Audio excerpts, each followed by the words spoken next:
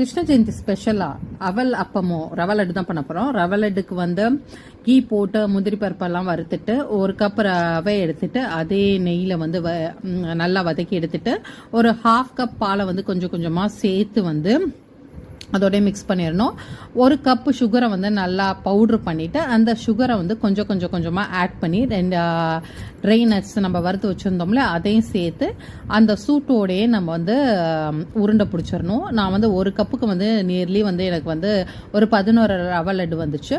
அதுக்கப்புறம் அந்த அவல் வந்து 15 மினிட்ஸ் ஊறினப்புறம் அதே கப்பில் வந்து ஒரு கப்பு வந்து வெல்லம், ஒரு கப்பு அரிசி மாவு போட்டு நல்லா மிக்சியில் அரைச்சி எடுத்தது தான் இப்படி இருந்துச்சு.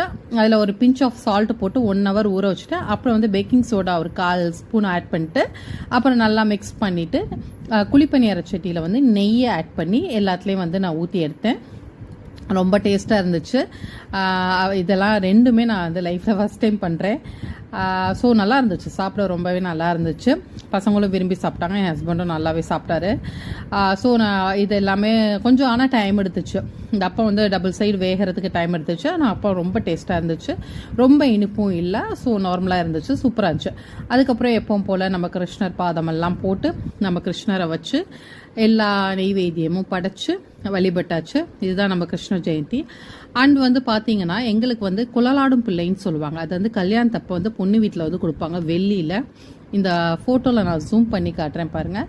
இந்த குழலாடும் பிள்ளையை வந்து வச்சு தான் வந்து நாங்கள் வந்து கிருஷ்ண ஜெயந்திக்கு வந்து சாமி கும்பிடுவோம். அது போக வீட்டில் இருக்க கிருஷ்ணர் ஃபோட்டோஸ் படத்தை வச்சு தான் கும்பிடுவோம். பசங்களை எப்பவும் கிருஷ்ணர் வேஷம் போடுவேன். சின்ன பையனுக்கு இந்த வருஷம் அம்மா நான் பெரிய பையலாயிட்டேன், எனக்கு கிருஷ்ணர் வேஷம்லாம் போட வேணாம் அப்படின்னு சொல்லிட்டான். ஸோ பார்த்துக்கோங்க, இதுதான் எங்களோட கிருஷ்ண ஜெயந்தி வழிபாடு. அந்த குழலாடும் பிள்ளை எதுனா இந்த இருக்குது பார்த்தீங்களா, இதுதான் ஒரு குழந்தை கிருஷ்ணர் தவழ்கிற மாதிரி இருக்கும். இதுதான் எங்கள் வழக்கம். இந்த குழலாடும் பிள்ளை வந்து வெள்ளியில் கல்யாணம் ஆகி வர பெண்கள் வந்து வீட்டில் எடுத்துகிட்டு வருவோம். அதை வச்சு வந்து தூளி ஆட்டி நிறையா ப்ரொசீஜர்ஸ் இருக்குது. அதை பற்றி நான் அடுத்த ஏதாச்சும் ஒரு வீடியோவில் சொல்கிறேன். அப்புறம் வீட்டில் இருக்க கிருஷ்ணர் மற்ற கிருஷ்ணர் ஃபோட்டோஸ் வச்சு வெளிப்பட்டாச்சு. தேங்க்யூ.